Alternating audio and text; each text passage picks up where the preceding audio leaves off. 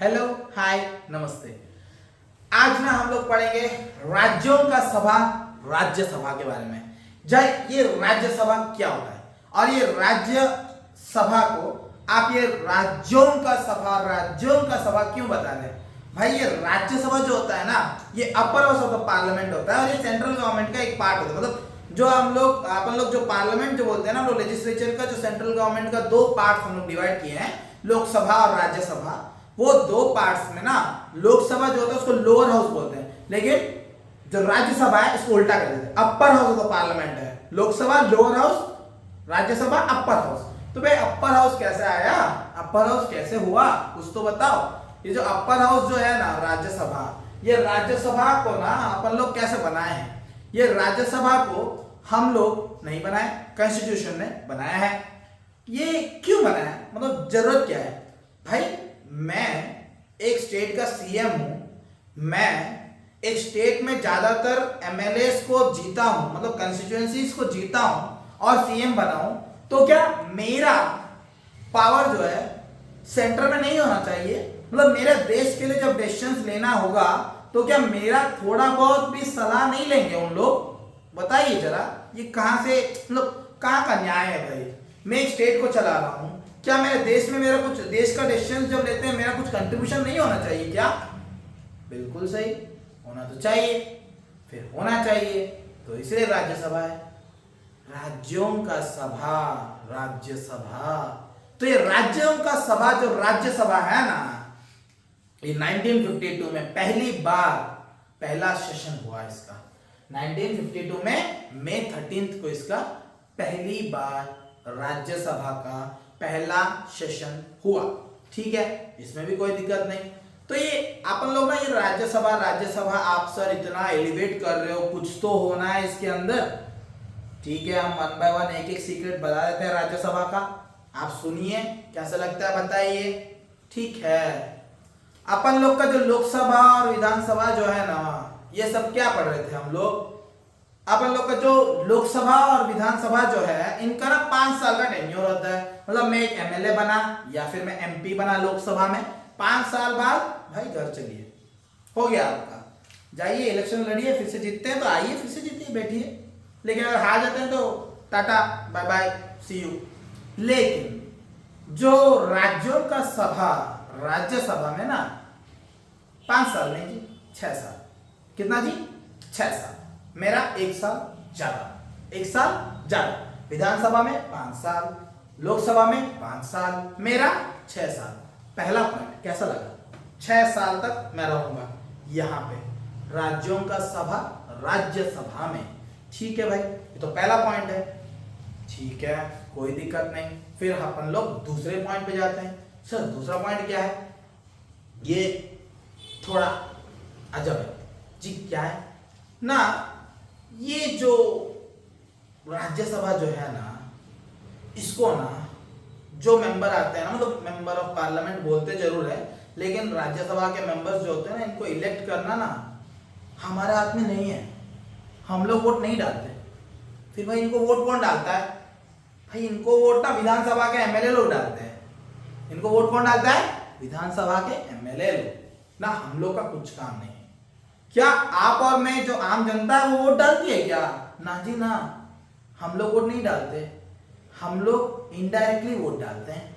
हम एक एमएलए को चूज करते हैं, वो एमएलए हमारे लिए वोट डालता है कौन एमपी हमारा राज्यसभा में जाना है। ये भाई दूसरा पॉइंट है। ये क्या है भाई? इनडायरेक्ट इलेक्शन है, डायरेक्ट इलेक्शन बिल्कुल नहीं है। जैसा हमारा डायरेक्ट टैक्स होता है ना, डायरेक्टली हम लोग पे करते हैं, इनडायरेक्ट टैक्स इनडायरेक्टली पे हो जाता है। वैसा ही यहाँ पे कौन पे करता है जी? हम लोग डायरेक्टली किसको इलेक्ट करते हैं? विधानसभा, लोकसभा। और राज्यसभा को कौन इलेक्ट करता है? एमएलए लोग। विधानसभा के एमएलए लोग जो है ना, उन लोग वोट करके भेजते हैं राज्यसभा में कौन एमपी बनेगा। ये तो दूसरा पॉइंट है।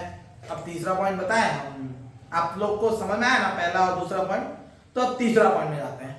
तीसरा पॉइंट क्या है भाई राज्यसभा में? भाई राज्यसभा जो है ना, ये परमानेंट हाउस है। ये क्या है जी? Permanent house. Permanent house, permanent क्या होता है भाई? हर 5 साल बाद ना लोकसभा बंद हो जाता है, मतलब ऐसे गेट डाल देते हैं। 5 साल हो गया, इलेक्शन खत्म, चलिए सर, चलिए अपन लोग खत्म अपना काम, हम लोग चलते हैं ना नया में, फिर से 5 साल मतलब 5 साल का जो खत्म हुआ टेन्योर खत्म होने के बाद लोकसभा का चाबी गिर जाएगा, अपन लोग सब जाएंगे फिर से इलेक्शन लड़ेंगे। इलेक्शन लड़ने के बाद जो पॉलिटिकल पार्टी जीतेगा, जो कैंडिडेट जीतेगा, वो फिर से आएंगे लोकसभा में, नया सेशन शुरू करेंगे, मतलब नया से फिर से शुरुआत होगा। लेकिन जो राज्यसभा में है ना, ऐसा कुछ नहीं होता है। ये क्या है जी, आप ऐसे क्या बोल रहे हैं? हाँ जी सच में ऐसा नहीं होता। फिर कैसे होता है? ये जो राज्यों का सभा, राज्यसभा जो है ना, इसमें हम लोग इलेक्शन 6 साल में एक बार होता है ना, हर 2 साल में एक बार इलेक्शन होता है? परमानेंट हाउस है, हर 2 साल में इलेक्शन होता है। थोड़ा कंफ्यूजिंग लग रहा है ना आपको? सही है, मुझे भी पहली बार जब सुना था राज्यसभा के बारे में तो बहुत कंफ्यूज लगा। तो भाई ये कंफ्यूजन कैसे दूर करना है? ये जो कंफ्यूजन जो है ना, ये आराम से दूर हो जाएगा। अच्छे से सुन लीजिए मैं क्या बोल रहा हूँ भाई। इसको मैं अगर राज्यसभा का एमपी हूं ना, तो याद रखो मैं ना 6 साल एमपी रहूंगा, और जो लोकसभा वाले हैं ना वो 5 साल रहते हैं, मैं 6 साल रहूंगा। ये और एक डिफरेंस भी है, याद रखो।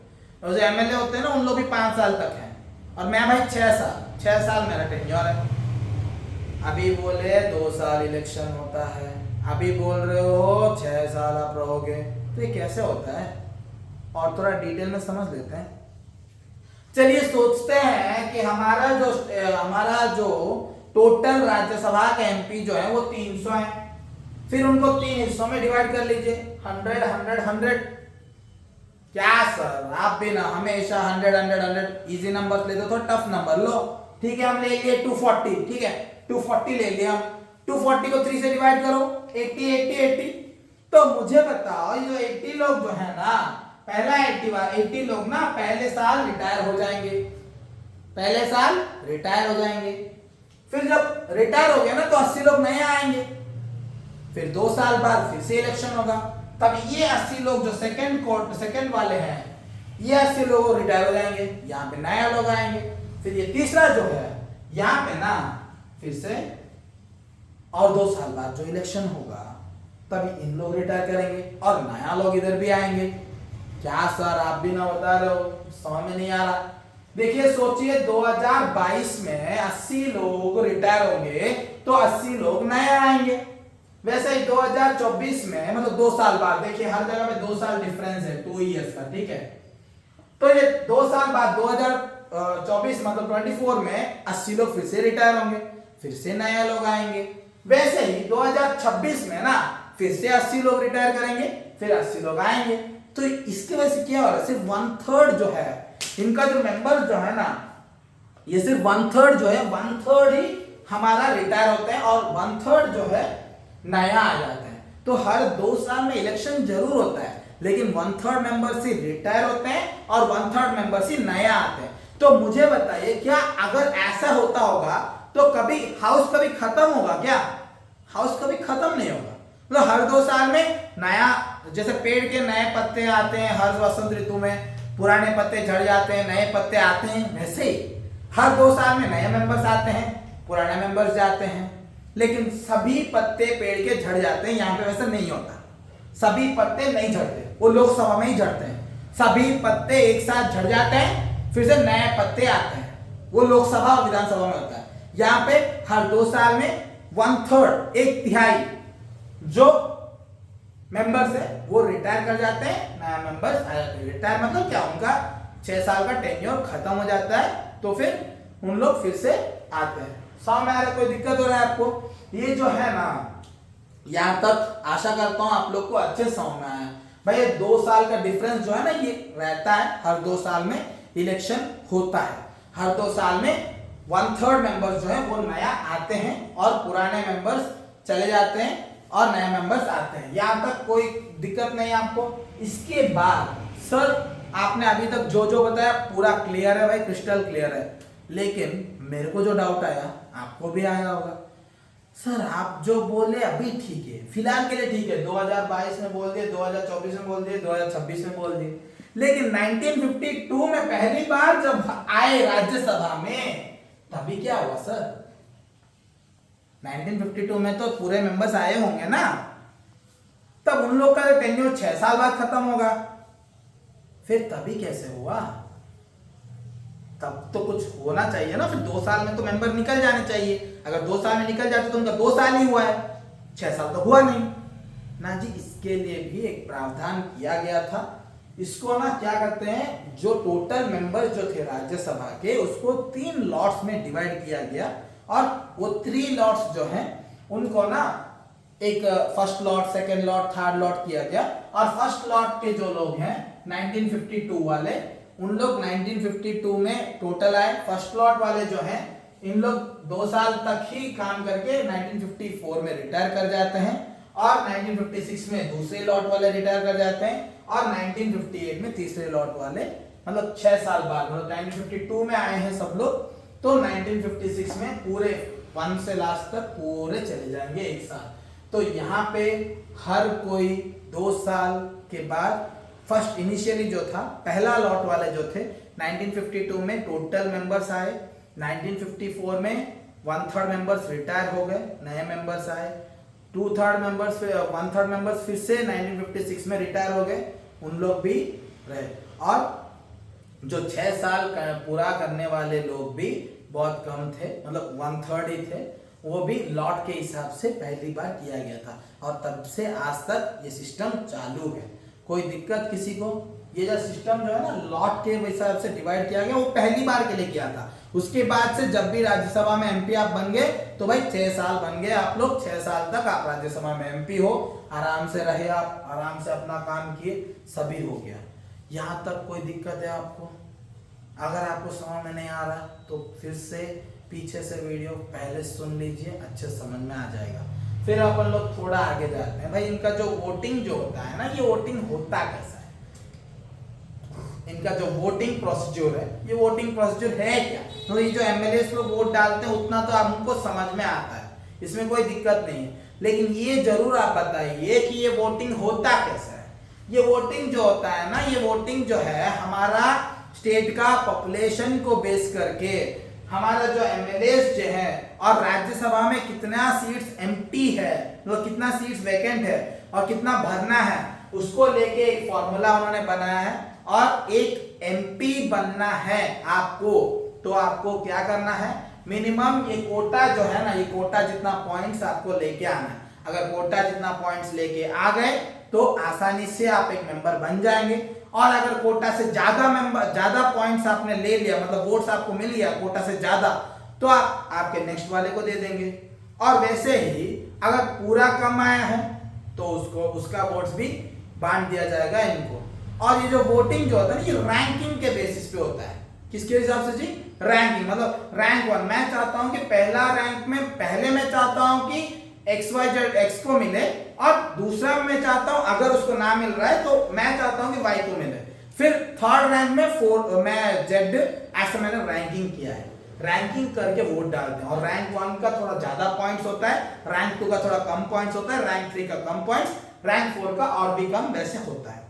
It depends on ranking, number of candidates. अगर नंबर ऑफ कैंडिडेट्स 5 है तो 5 रैंक, नंबर ऑफ कैंडिडेट्स 3 है तो 3 रैंक। अगर एक स्टेट से 3 लोग वैकेंट सीट्स है, ठीक है, 3 वैकेंट सीट्स है और 3 ही मेंबर खड़े होते हैं, तो आसानी से बिना ये कोटा सिस्टम के आराम से उन लोग का हो जाएगा।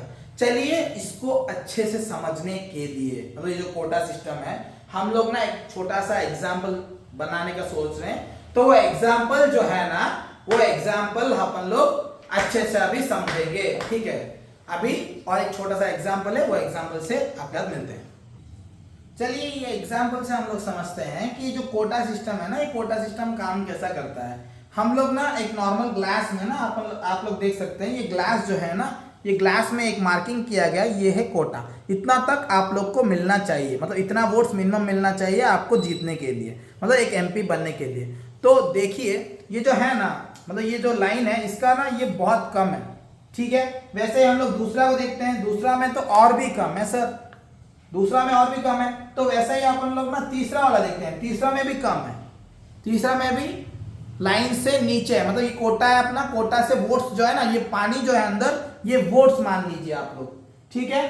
तो चौथा देखिए, चौथा सर थोड़ा बहुत लगभग ना पास पास है, ठीक है, पास पास है, मतलब इसको अगर थोड़ा कोटा मिल जाता है, मतलब थोड़ा वोट्स मिल जाएंगे ना, तो ये बंदा जा सकता है।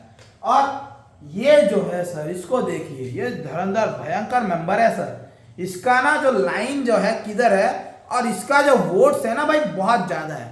तो क्या हम लोग करेंगे, हम लोग ना इसका जो ज्यादा वोट्स मिला है इसको क्या करेंगे, इसको हमको कोटा में जितना वोट्स चाहिए हम लोग उतना ही वोट्स अपने पास रखेंगे, बाकी वोट्स ना हम ट्रांसफर कर देंगे उसके नेक्स्ट कैंडिडेट। नेक्स्ट वाला कौन है जी, ये वाला, इसको मिला नहीं है तो हम लोग ना इसको ऐसे भर देंगे इससे। देखिए जब इसका एक्स्ट्रा वोट्स जब हम भर दिए इसमें तो क्या हुआ, दोनों हो गए। अब देखिए ये दोनों एमपी बन गए, चले जाएंगे। अब अगर सोचिए और एक एमपी बनना है तो ना सबसे कम पानी जिसमें, मतलब सबसे कम वोट्स जिसमें है पहले उसको उठाएंगे, और इससे ज्यादा वोट्स किसके पास है, इसके पास है, तो इसमें भर दो वोट्स। हो गया, कोटा मिला, नहीं मिला सर, तो और एक बंदा भी है ना, उसका भी वोट डाल दो इसमें। सर कोटा मिला, मिल गया कोटा, देखिए लाइन तक पहुंच गए वोट्स। तो अभी क्या हुआ, जब हमने ऐसा कर दिया ना तो क्या हुआ, कोटा सिस्टम ना कुछ ऐसे ही काम करता है, जिसके पास जब जरूरत से ज्यादा वोट्स होता है उसको कोटा जितना वोट रखते हैं, सरप्लस वोट्स मतलब जो ज्यादा वोट्स जो मिले थे वो नेक्स्ट वाले को ट्रांसफर कर दिया जाता है। वैसे ही जिसके पास बहुत कम वोट्स मिले हैं उसको भी ऊपर के कैंडिडेट को भेज देते हैं। आशा करता हूं आपको ये एग्जांपल से सही से समझ में आया कि ये कोटा सिस्टम है क्या, और ये वोट्स जो है, ये वोट्स एक्स्ट्रा वोट्स कैसे ट्रांसफर किए जाते हैं, और जिसके पास कम वोट्स है ना, मतलब बिल्कुल नहीं है वो बंदा का भी वोट्स कैसे ट्रांसफर होता है उससे ऊपर वाले को। और ऐसे ही काम करता है लगभग कुछ हमारा राज्यसभा। तो ये राज्यसभा को हम राज्यों का सभा क्यों बोलते हैं, क्योंकि ये राज्यों को रिप्रेजेंट करता है, इसलिए इसे हम राज्यसभा बोलते हैं। आशा करता हूं आप लोग को समझ में आया। बहुत बहुत धन्यवाद।